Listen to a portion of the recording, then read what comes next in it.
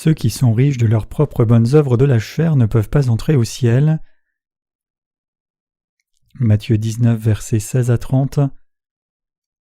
Et voici un homme s'approcha et dit à Jésus, « Maître, que dois-je faire de bon pour avoir la vie éternelle ?»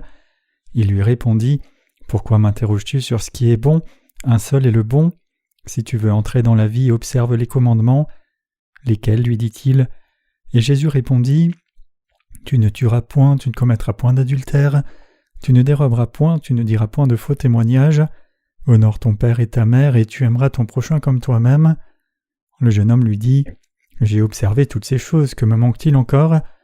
Jésus lui dit, « Si tu veux être parfait, va, vends ce que tu possèdes, donne-le aux pauvres, et tu auras un trésor dans le ciel, puis viens et suis-moi. » Après avoir entendu ces paroles, le jeune homme s'en alla tout triste, car il avait de grands biens. Jésus dit à ses disciples, « Je vous le dis en vérité, un riche entrera difficilement dans le royaume des cieux. Je vous le dis encore, il est plus facile à un chameau de passer par le trou d'une aiguille qu'à un riche d'entrer dans le royaume de Dieu. » Les disciples ayant entendu cela furent très étonnés et dirent, « Qui peut donc être sauvé ?» Jésus les regarda et leur dit, « Aux hommes cela est impossible, mais à Dieu tout est possible. » Pierre prenant alors la parole lui dit, « Voici, nous avons tout quitté, nous t'avons suivi, qu'en sera-t-il pour nous ?» Jésus leur répondit, « Je vous le dis en vérité, quand le Fils de l'homme au renouvellement de toutes choses sera assis sur le trône de sa gloire, vous qui m'avez suivi serez de même assis sur 12 trônes, et vous jugerez les 12 tribus d'Israël, et quiconque aura quitté à cause de mon nom ses frères ou ses sœurs, ou son père ou sa mère ou sa femme ou ses enfants, ou ses terres ou ses maisons, recevra le centuple et héritera la vie éternelle. Plusieurs des premiers seront les derniers, et plusieurs des derniers seront les premiers. » La saison de l'automne est là et nous venons de commencer notre ministère pour la deuxième moitié de l'année. Je suis reconnaissant que nous ayons pu accomplir avec succès notre ministère pendant la première moitié de l'année, même si c'était un combat pour nous, et que le Seigneur nous ait bénis pour le servir en cette deuxième moitié aussi. C'est mon espoir et désir que l'Évangile continue d'être diffusé pendant la deuxième partie de cette année de ministère aussi. De nos jours, nous avons environ 100 à 150 personnes qui visitent notre site web du monde entier. Note de l'éditeur, ce sermon a été donné peu après que la mission ait commencé son ministère sur Internet, donc les statistiques mentionnées dans le sermon sont considérablement plus basses que les plus récentes. Par exemple, notre site enregistre une moyenne de plus de 5000 visiteurs par jour. Beaucoup de ces gens demandent nos livres imprimés et téléchargent nos livres électroniques, puisque la plupart d'entre eux, après avoir cru dans l'Évangile grâce à nos livres, passent leurs livres terminés et prêchent l'Évangile à leur famille et relations. Nous pouvons estimer que l'Évangile est prêché à environ 300 âmes par jour. Dernièrement, les 3 volumes en anglais ont été très demandés. Il y a un moment, nous avons calculé qu'un saint sur 3 dans notre mission prêchait l'Évangile à une personne par jour. Étant donné combien les visites sur notre site ont continué d'augmenter, de nos jours, c'est comme si un saint sur 3 prêchait l'Évangile à 2 personnes par jour. L'Évangile est ainsi proclamé par ce moyen. Je crois que Dieu continuera de travailler dans notre ministère pour que bientôt tous les saints soient capables de prêcher l'Évangile à 10 personnes par jour. Je suis certain qu'avant que l'année ne finisse, nous aurons prêché l'Évangile à environ 1000 personnes. Je suis convaincu que Dieu fera que cela se produise. L'Évangile a été annoncé à beaucoup de gens pendant la première moitié de l'année, et notre ministère pour la deuxième se porte bien aussi. L'on m'a dit qu'en ce moment, environ 1000 livres ont été envoyés à l'étranger par le centre de distribution de Wonju City chaque semaine.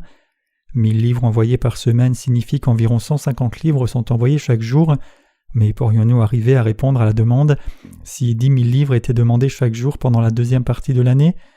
Mais je ne m'inquiète pas, je suis certain que Dieu pourvoira à tous nos besoins.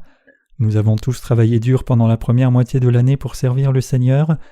Vous et moi avons travaillé dur pour ce ministère. Nos ouvriers du ministère dans la Corée tout entière ont aussi travaillé dur. Je suis certain que nos partenaires à l'étranger ont aussi travaillé très dur pour la diffusion de l'Évangile. J'espère et prie que Dieu répande encore plus de bénédictions dans la deuxième partie de l'année, avant que nous n'ayons notre retraite d'hiver. Après le culte d'aujourd'hui, nous ferons des promesses de dons pour les missions mondiales, avec un délai prévu pour la fin décembre. Je vous demande à tous d'écrire et de soumettre le montant de la conviction de votre cœur à offrir pour servir Dieu. Certains peuvent penser « Je n'ai pas d'argent, alors que puis-je faire ?» Mais si votre cœur le désire, alors vous pouvez trouver un moyen de contribuer, et si vous voulez vous engager dans l'œuvre de l'Église, Dieu s'assurera de remplir vos besoins de toute façon, mais si vous n'avez pas cet état d'esprit et vous dites « Je ne suis pas en condition de faire des offrandes, je voudrais mais je ne peux pas prendre d'engagement », alors votre foi elle-même périra. De plus, même si l'Évangile devait se diffuser pendant cette deuxième période, cela n'aurait rien à voir avec vous. Cela vous empêcherait alors de recevoir les bénédictions de Dieu. Donc même si les circonstances sont difficiles pour vous, vous devez offrir votre cœur et votre foi au Seigneur. Si vous ne pouvez pas le servir directement avec vos possessions matérielles, alors vous pouvez indirectement aider l'Église dans son travail. Nous devons tous participer à la diffusion de l'Évangile.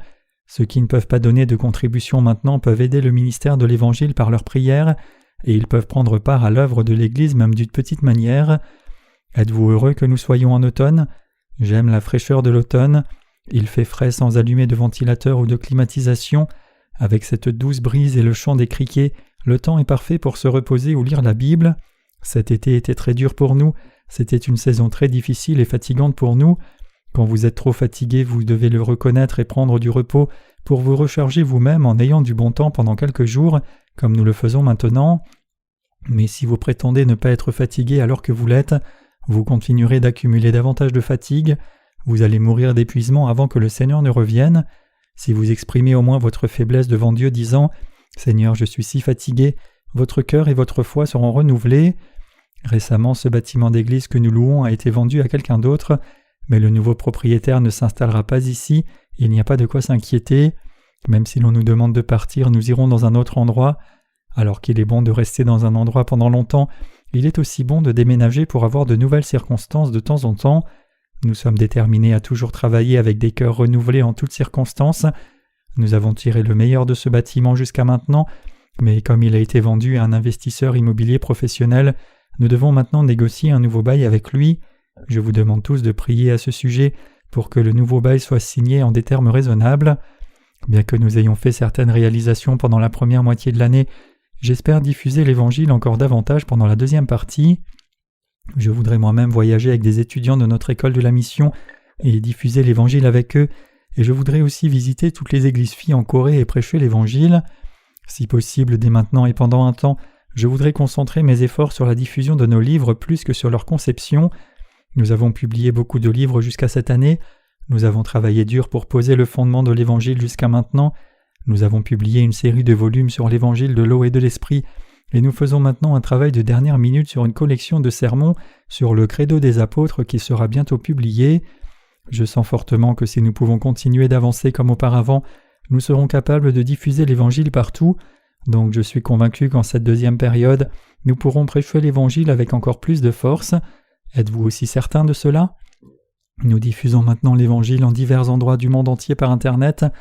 Nos sœurs ont envoyé beaucoup d'emails pour présenter notre site web, et certaines peuvent maintenant penser « Nous avons travaillé si dur et envoyé tant d'emails qu'il n'y a plus d'endroit où envoyer nos messages d'invitation, mais elles ne doivent pas s'inquiéter.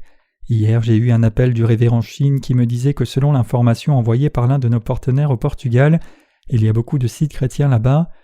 Pensiez-vous par hasard que devrais-je faire s'il n'y a plus d'endroit où envoyer des emails? N'aurais-je plus de travail à faire? Ne vous inquiétez pas, je vais préparer du travail formidable pour vous tous. » Récemment, certaines personnes japonaises ont lu nos livres et reçu la rémission des péchés. Quand la nouvelle de l'Évangile se diffuse à travers ces gens, encore plus de gens viennent à recevoir la rémission des péchés. Bien qu'il y ait beaucoup d'âmes dans le monde entier qui ont reçu la rémission des péchés, nous n'en connaissons pas toute l'étendue parce que tout le monde ne nous contacte pas. Même quand nous sommes rassemblés ici maintenant, le travail de l'Évangile se poursuit et les gens continuent de recevoir la rémission des péchés. Un pasteur en Afrique nous a dit qu'il croit maintenant dans cet Évangile et qu'il l'enseigne à son assemblée. Nous avons aussi entendu un pasteur canadien qui utilise maintenant nos livres comme manuel pour les études bibliques de son assemblée, et ce ne sont que les parties visibles de l'iceberg. L'œuvre de l'Évangile se fait dans le monde entier en plus grand nombre et avec force, même si nous n'entendons pas tout. L'œuvre merveilleuse de Dieu se fait partout. Je suis convaincu que l'Évangile est maintenant diffusé des dizaines de millions de fois plus que notre travail. Jusqu'au retour du Seigneur, l'Évangile continuera de se diffuser vigoureusement. L'Évangile sera diffusé sans cesse jusqu'à ce qu'il soit prêché dans le monde entier pendant les quelques années à venir, et ceux qui veulent croire y croiront, alors que ceux qui ne veulent pas n'y croiront pas. Je crois que Dieu fera cela. Vous le croyez aussi, n'est-ce pas? Comme le temps passe, cette proclamation de l'Évangile va aussi s'accélérer. Ce n'était pas trop long quand nous nous sommes réjouis de voir le nombre de visiteurs de notre site de la mission de la Nouvelle Vie augmenter à plus de 100, mais maintenant nous avons plus de 200 personnes qui demandent des livres chaque jour. D'abord, seule une poignée de livres était envoyée chaque jour, mais nous avons eu rapidement le plaisir d'envoyer 30 livres puis 50 livres par jour, et nous avons jubilé quand le nombre est passé à plus de 100 livres par jour. Après un moment, nous avions l'impression d'être moins touchés, comme nous avions l'habitude d'envoyer plus de 100 livres par jour, mais je suis certain que nous allons de nouveau jubiler quand les envois quotidiens arriveront à 500 livres, et nous jubilerons de nouveau quand le nombre atteindra les 1000, puis nous jubilerons de nouveau quand l'Évangile touchera 5000 personnes par jour. Peut-être que c'est parce que nos cœurs sont devenus trop complaisants, insensibles ou forts, mais les choses habituelles suscitent moins de réactions. Il n'y a rien de meilleur que le fait que nous ayons pu faire l'œuvre du Seigneur sans être liés par les choses de ce monde, et que nous prêchions l'Évangile avec toute notre consécration. Alors que nous aimons prêcher cet Évangile, Dieu aussi. Le titre de nos réunions de réveil pour la deuxième partie de cette année, c'est « Exposé sur le livre de l'Apocalypse ». Comme le titre l'indique, le thème principal parle de la question de la façon dont ce monde changera à l'avenir. Je prie Dieu d'envoyer beaucoup d'âmes à l'une de ces réunions de réveil prévues pour la semaine prochaine, et je suis aussi certain que Dieu enverra effectivement beaucoup d'âmes. Je demande à nos étudiants à l'école de la mission et aux ouvriers de partager la communion avec ces nouvelles âmes. Il est très important de partager la communion avec chaque âme individuellement. J'espère et prie que beaucoup d'âmes viendront à la réunion de réveil autant que nous manquerons d'espace.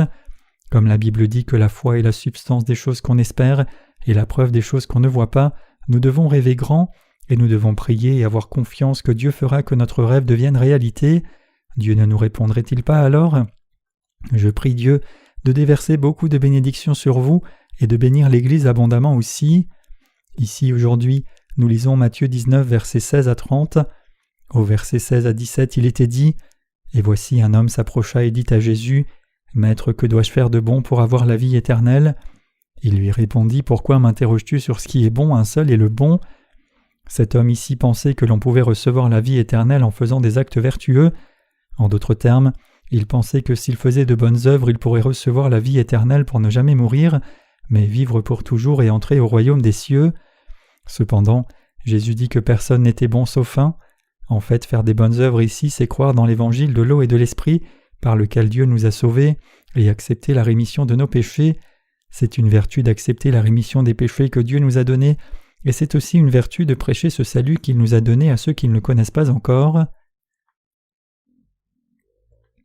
Que dois-je faire pour recevoir la vie éternelle?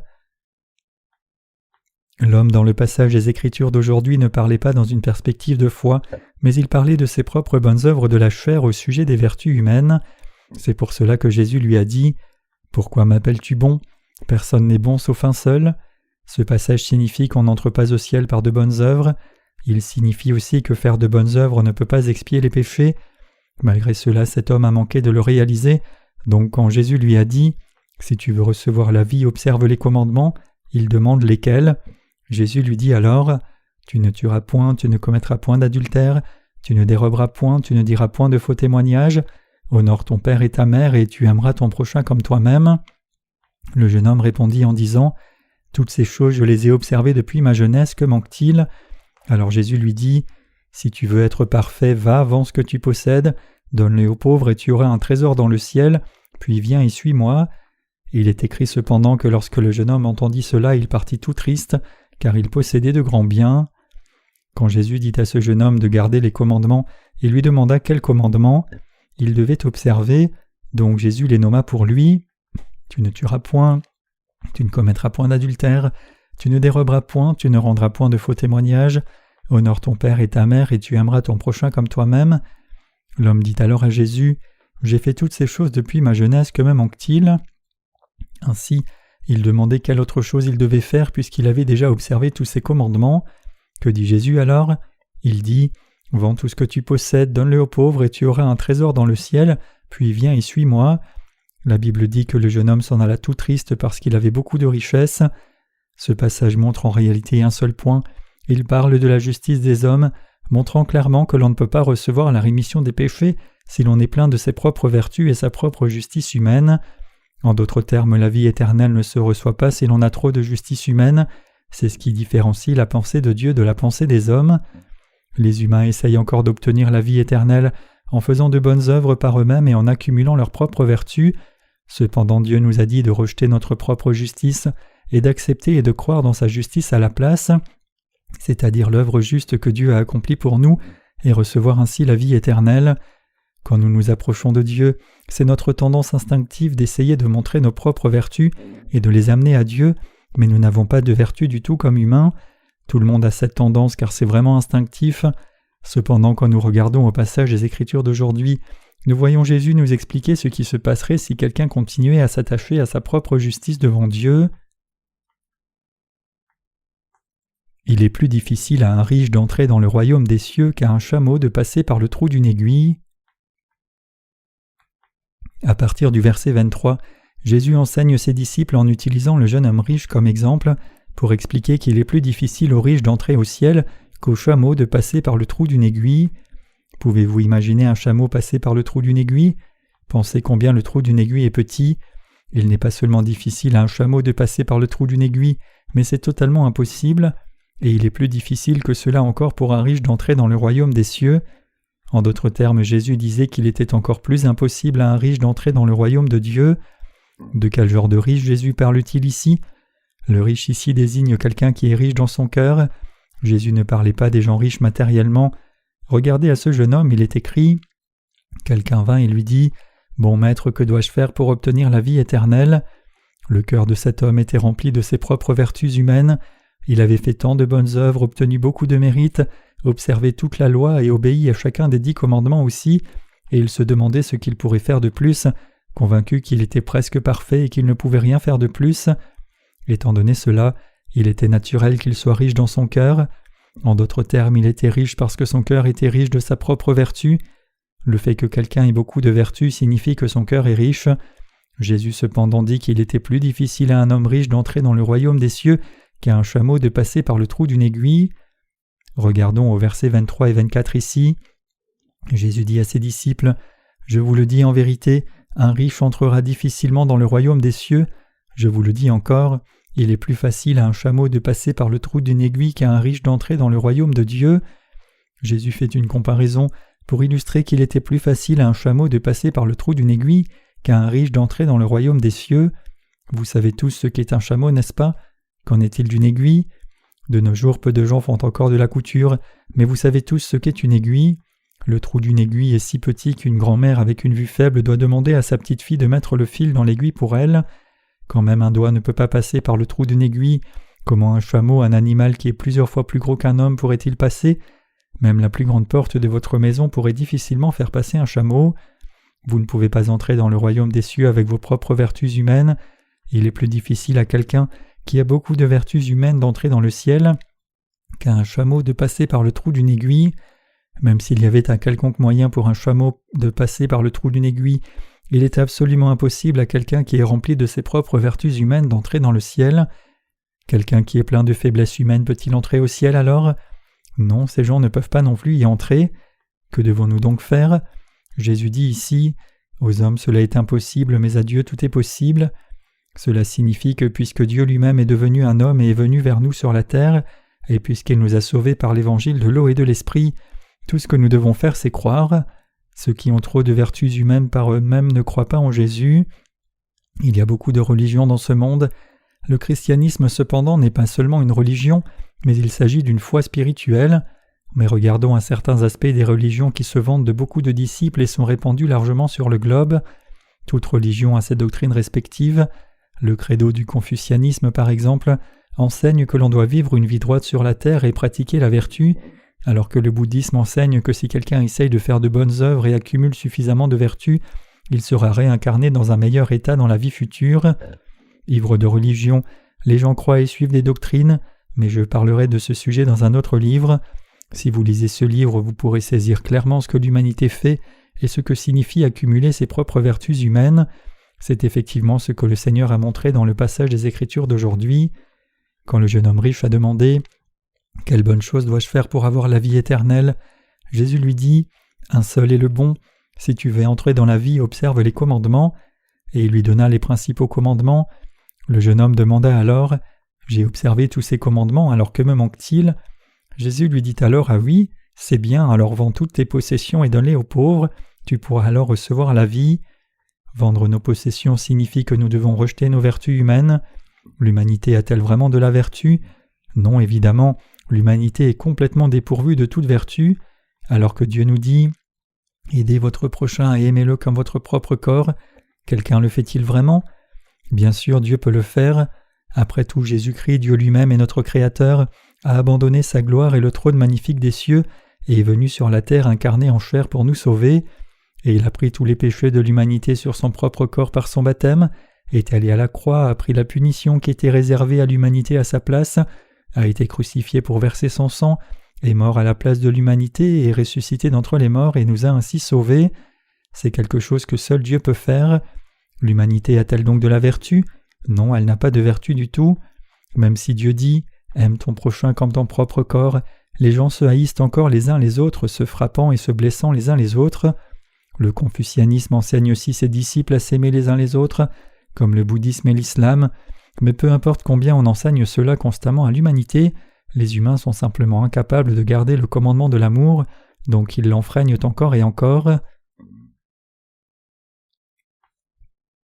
Bien que les gens pensent qu'ils sont vertueux à leur propre façon, personne n'est vraiment vertueux.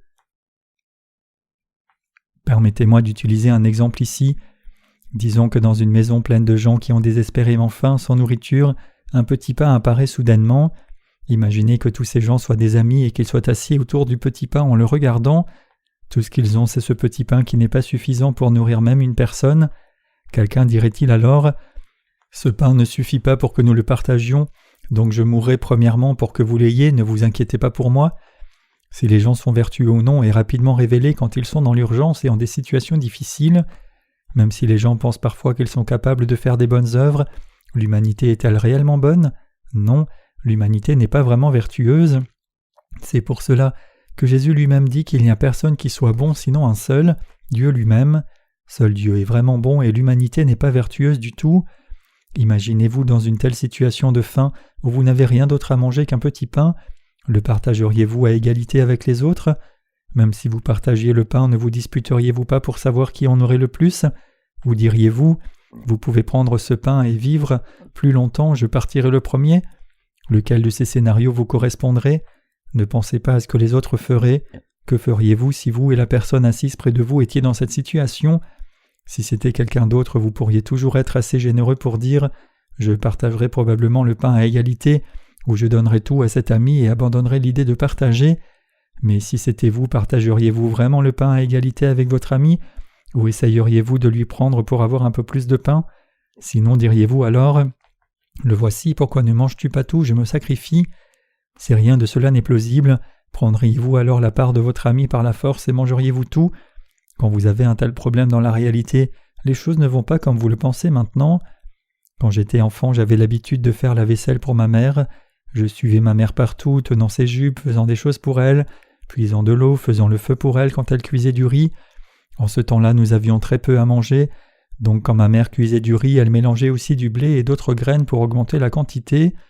Un jour, je me suis trouvé seul à mettre le riz cuit dans chaque bol pour ma famille. Chaque bol était reconnaissable, donc je savais exactement quel bol appartenait à qui, si c'était celui de mon père, de ma mère ou le mien. J'étais jeune à l'époque, mais malgré cela, pouvez-vous deviner comment j'ai partagé le riz dans chaque bol ? J'ai mis le riz doucement dans les bols des autres membres de la famille pour qu'il soit à moitié plein, mais pour moi-même, j'ai écrasé fort pour que le bol contienne le plus de riz possible. Maintenant, même si je peux me rappeler de cela comme si c'était hier, même si j'étais jeune, je pensais en moi-même « Je fais cela parce que c'est mon bol, c'est parce que c'est mon bol que j'essaye d'y mettre le plus de riz possible. » L'égoïsme se manifeste comme cela même dans la famille, et c'est la façon dont l'humanité fonctionne par nature. Mes chers croyants, c'est une évidence que tout fils et fille prennent soin de ses parents, mais comme je m'en souviens ici, la nature fondamentale de l'humanité ne le permet pas. J'ai réalisé clairement ce que je faisais et je ne l'ai jamais oublié, et même si j'ai essayé de vivre vertueusement, quand je regarde à ma vie objectivement, je vois que j'ai manqué de le réaliser. L'humanité est-elle bonne ? Non, elle ne l'est pas. Quand vous jugez quelqu'un en examinant seulement son apparence extérieure, vous pouvez penser que cette personne est vraiment vertueuse, mais oubliez tous les autres et pensez à vous-même. Pensez que vous êtes assez bon ? Ce n'est absolument pas vrai. C'est du cœur de l'homme que viennent 12 péchés dont les mauvaises pensées, les meurtres, les adultères, l'envie, l'immoralité sexuelle et le vol, et ce cœur est rempli de tous ces péchés. C'est pour cela que ce n'est pas une bête sauvage qui soit le plus terrifiant et effrayant à rencontrer dans une zone isolée de la montagne, mais c'est un autre homme. Ce qui est le plus effrayant n'est rien d'autre que l'homme lui-même. Si vous rencontrez un animal sauvage, vous pouvez au moins fuir, mais vous ne pouvez pas échapper à un autre homme. Même si vous essayez, quelqu'un trouvera toujours un moyen de vous attraper, même dans le dos. La créature la plus effrayante n'est autre que l'humanité. Étant donné combien l'humanité est par nature mauvaise, n'est-il pas inévitable que les gens commettent seulement le mal ? Même si les humains désirent vivre vertueusement, ils ne peuvent que pratiquer le mal car leur nature basique c'est le mal. C'est parce que l'humanité est mauvaise qu'elle essaye de faire de bonnes œuvres. C'est ce qui a fait s'élever la religion.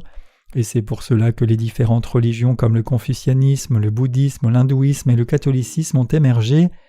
C'est précisément parce que les humains sont trop méchants qu'à travers toutes ces religions, ils essayent de compenser d'une certaine façon leur méchanceté. Jésus dit qu'il est impossible à quelqu'un d'entrer au ciel par ses bonnes œuvres. Jésus dit « Un riche entrera difficilement dans le royaume des cieux. Je vous le dis encore, il est plus facile à un chameau de passer par le trou d'une aiguille qu'à un riche d'entrer dans le royaume de Dieu. » Notre Seigneur dit qu'il est plus difficile à un riche d'entrer dans le ciel qu'à un chameau de passer par le trou d'une aiguille. Si c'est vrai, alors cela signifie que ceux qui sont trop vertueux par eux-mêmes ne peuvent pas entrer au ciel. Ceux qui sont riches dans leur cœur sont moins capables d'entrer au ciel, et encore moins que ceux qui sont riches dans leur possession matérielle de la chair. Ceux qui sont riches dans leur foi, par contre, sont saints.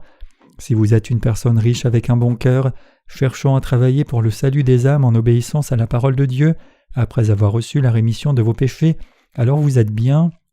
Cependant, il n'est pas acceptable que ceux qui n'ont pas reçu la rémission de leurs péchés pensent à leur propre mérite et leur vertu, ni qu'ils essayent de faire de bonnes œuvres.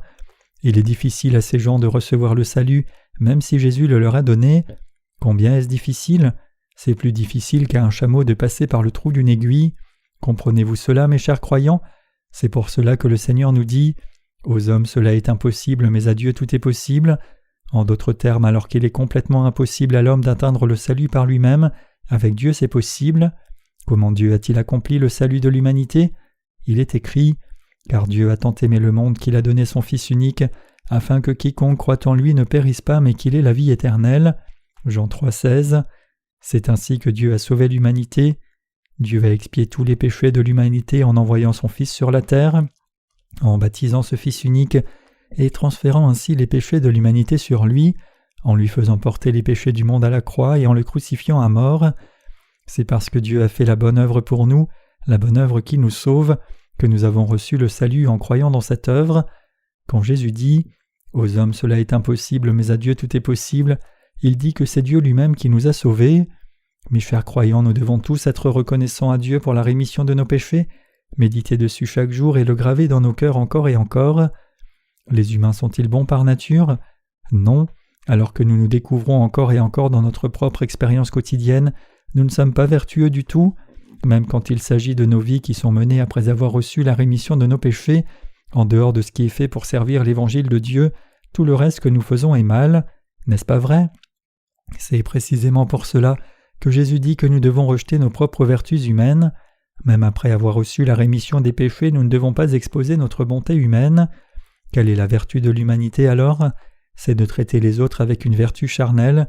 Nous devons rejeter nos efforts pour aider les autres seulement en des termes charnels et cesser d'avoir seulement de la compassion humaniste. Plutôt nous devons être vertueux spirituellement, nous devons avoir une foi spirituelle.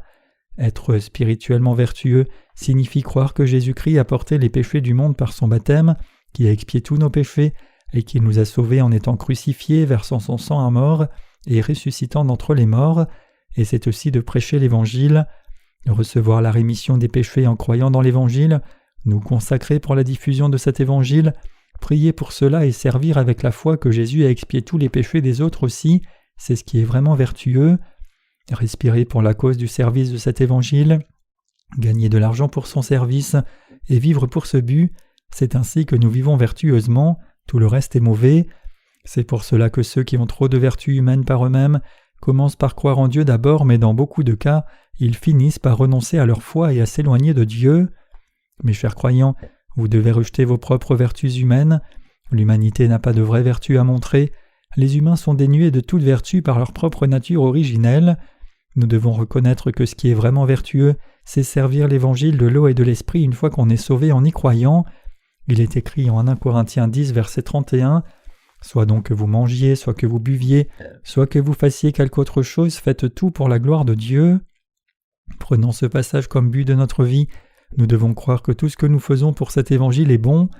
Même si je vis toujours dans ce monde, tout comme vous vivez aussi dans ce monde, je crois que c'est une vraie bénédiction pour nous de vivre entièrement pour le Seigneur et je le remercie souvent de nous permettre de mener une telle vie. Combien de distractions sont prêtes à détourner nos cœurs si seulement nous ne sommes pas entièrement consacrés à cette œuvre.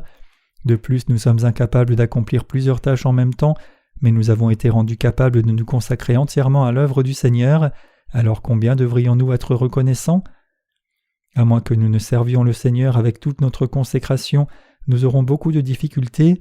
Je suis si reconnaissant et heureux que Dieu m'ait béni pour servir le Seigneur dans toute ma vie. Je suis si heureux que la consécration de mon cœur ne soit pas partagée. C'est aussi bon pour vous, si c'est possible, de vivre entièrement pour le Seigneur. Si vous consacrez votre vie entière au Seigneur, sans votre pensée qui va sur d'autres choses, vous éviterez aussi de perdre votre temps inutilement. Bien sûr, vous n'en êtes pas certain puisque vous ne l'avez pas encore vécu, mais une fois que vous consacrez votre vie entière à Dieu, vous découvrirez qu'elle est pleine de joie. Après tout, c'est quand vous vivez dans ce but que Dieu vous bénit. Regardons maintenant au verset 27 à 30 ici. Pierre, prenant alors la parole, lui dit « Voici, nous avons tout quitté et nous t'avons suivi, qu'en sera-t-il pour nous ?»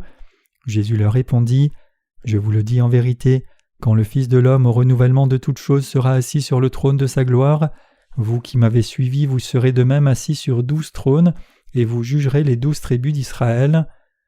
Et quiconque aura quitté à cause de mon nom ses frères ou ses sœurs, ou son père ou sa mère ou sa femme, ou ses enfants ou ses terres ou ses maisons, recevra le centuple et héritera la vie éternelle.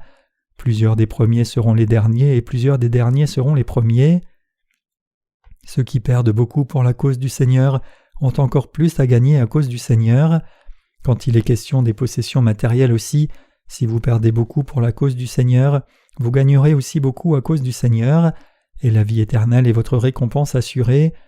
Nous avons été sauvés par la foi, non par nos vertus humaines, mais en croyant dans la justice de Dieu, dans le salut que Dieu nous a donné, et si nous avons ensuite souffert de pertes pour la cause du Seigneur, nous gagnerons aussi beaucoup à cause du Seigneur. C'est ce que cela signifie quand Jésus dit « Ainsi les derniers seront les premiers et les premiers seront les derniers » Matthieu 20, verset 16. Qui sont vraiment les premiers alors ? Qui est avancé spirituellement ? Ceux qui ont abandonné beaucoup de choses pour le Seigneur sont avancés spirituellement. Quelqu'un qui a abandonné beaucoup de choses pour le Seigneur est le premier, et quelqu'un qui n'a ni abandonné ni perdu grand-chose après avoir rencontré le Seigneur est le dernier. Ceux qui ont perdu beaucoup pour la cause du Seigneur sont ceux qui sont avancés spirituellement. Quand nous regardons à ceux qui traînent en arrière dans la foi, nous voyons qu'ils n'ont absolument rien perdu pour la cause du Seigneur. Leur foi est comme cela tous les jours. Mais qu'en est-il de ceux qui ont subi des pertes pour le Seigneur ? Ils courent de l'avant énergiquement pour l'Évangile et prospèrent sur terre aussi. Avez-vous vu quelqu'un qui sert le Seigneur affamé ? Personne qui vit vraiment pour le Seigneur et son Évangile ne sera jamais affamé. Ce ne sont pas seulement mes propres paroles, mais Jésus a dit aussi. Jésus répondit, je vous le dis en vérité, il n'est personne qui ayant quitté à cause de moi et à cause de la bonne nouvelle sa maison, ou ses frères ou ses sœurs ou sa mère, ou son père ou ses enfants, ou ses terres ne reçoive au centuple, présentement dans ce siècle-ci des maisons, des frères, des sœurs, des mères, des enfants et des terres, avec des persécutions et dans le siècle à venir la vie éternelle. Marc 10, versets 29 à 30. Je crois dans cette parole. Comme j'ai perdu ma famille de la chair, Dieu m'a donné une famille spirituelle énorme. En effet, c'est vous qui êtes devenus mes frères et sœurs et ma famille. J'ai tant de membres de ma famille dans toute la Corée et dans le monde tout entier aussi. Avant, j'avais beaucoup de fréquentation d'amis de mes années de séminaire, membres de ma famille et relations proches, mais je les ai perdus une fois que j'ai reçu la rémission des péchés. Mon cœur se brisait à chaque fois que je perdais l'un d'eux. En effet, ce n'est pas seulement que je les perdais, mais pire encore, ils me persécutaient. Mais que s'est-il passé ensuite ? Quand j'ai regardé dans la Bible, j'ai trouvé la promesse du Seigneur qui dit « Jésus répondit, je vous le dis en vérité, il n'est personne qui, ayant quitté à cause de moi et à cause de la bonne nouvelle, sa maison, ses frères, ses sœurs, sa mère ou son père, ou ses enfants ou ses terres, ne reçoivent au centuple présentement dans ce siècle-ci des maisons, des frères, des sœurs, des mères, des enfants, des terres avec des persécutions, et dans le siècle à venir la vie éternelle. Marc 10, versets 29 à 30. Je crois cette parole. Comme j'ai perdu ma famille de la chair, Dieu m'a donné une famille spirituelle énorme. En effet, c'est vous qui êtes devenus mes frères et sœurs et ma famille. J'ai tant de membres de ma famille dans toute la Corée et dans le monde tout entier. Donc quand les gens du monde se vantent de leur famille, je réponds en disant « Vous vous vantez à ce point de votre famille qui n'est qu'une poignée de personnes. Avez-vous une idée de combien ma famille est grande ? J'ai des milliers et millions de membres dans ma famille. Réalisez-vous combien j'ai de membres dans ma famille ? Si je prends tous les membres de ma famille et qu'ils frappent tous un petit coup sur la tête de ces gens mondains, leur maison serait ruinée. Je ne les combats même pas. Tous les membres de ma famille s'alliant contre eux seront suffisants. Mes chers croyants, les premiers désignent ceux qui suivent le Seigneur. Suivre le Seigneur, c'est renoncer à soi et vivre pour sa cause, et le salut signifie recevoir une vie nouvelle du Seigneur. C'est ce que la Bible nous dit. Ce n'est pas parce que nous sommes bons que nous avons été sauvés, mais c'est Dieu qui nous a sauvés. Donc c'est en acceptant ce salut par la foi, en acceptant la bonté de Dieu que nous pouvons obtenir le salut. Qui est bon ? Est-ce nous ou est-ce Dieu ? C'est Dieu qui est bon et c'est Dieu qui est juste. Juste avant que Jésus ne soit baptisé, il a dit « Laisse faire maintenant car il est convenable que nous accomplissions ainsi tout ce qui est juste ».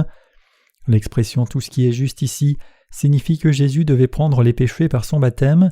La Bible décrit aussi Jésus comme l'agneau de Dieu qui ôte le péché du monde, et cela signifie que Jésus a porté tous les péchés du monde par son baptême.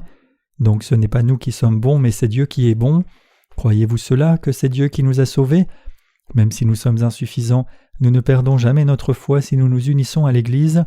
Bien que vous soyez insuffisants, vous entrerez au ciel si vous croyez que Jésus a pris tous vos péchés en étant baptisé, a porté les péchés du monde à la croix, a été crucifié à mort, est ressuscité d'entre les morts et monté au ciel, et est ainsi devenu notre Dieu du salut, et vous recevrez la vie éternelle. La vie éternelle signifie que vous entrerez au ciel pour ne jamais mourir, mais jouir de la splendeur et de la gloire pour toujours. C'est pour cela que Dieu est bon. Nous devons servir l'Évangile avec nos cœurs unis dans l'ordre spirituel de l'Église. Ignorer cet ordre spirituel, c'est comme ignorer Dieu. Nous demandions en plaisantant à nos disciples dans la foi « Que devriez-vous penser de vos prédécesseurs à notre école de la mission, même de ceux qui l'ont fréquentée depuis un seul semestre avant vous ?» Ils devaient répondre alors « Nous devons penser qu'ils sont les camarades de Dieu. » C'était pour souligner le fait que les nouveaux croyants doivent chérir la foi de leurs prédécesseurs beaucoup plus et apprendre de leur exemple. Nous ne disons pas ces choses si souvent, mais par le passé nous posions ces questions fréquemment dans un but pédagogique et aussi pour établir l'ordre de Dieu. Notre école de la mission est fondamentalement différente des séminaires du monde. Nous avons le devoir inévitable de délivrer tous ceux qui sont tombés dans la religion.